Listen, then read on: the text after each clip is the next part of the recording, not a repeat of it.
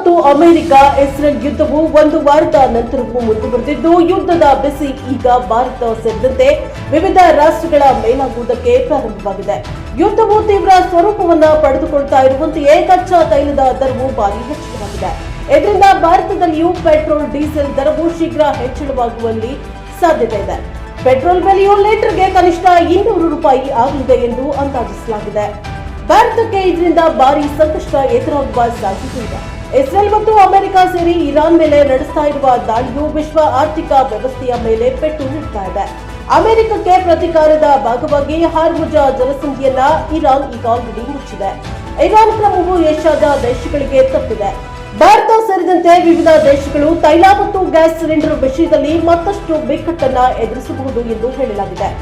ಹೆಚ್ಚುತ್ತಿರುವ ಕಚ್ಚಾ ವೆಚ್ಚಗಳು ಇಂಧನ, ಸಾರಿಗೆ ಮತ್ತು ಉತ್ಪಾದನಾ ವೆಚ್ಚಗಳನ್ನು ಹೆಚ್ಚಿಸುವ ವ್ಯಾಪಕ ಹಣದುಬ್ಬರಕ್ಕೆ ಕಾರಣವಾಗಬಹುದು ಎನ್ನುವ ಆತಂಕ ಇದೀಗ ಉಂಟು ಮಾಡಿದೆ.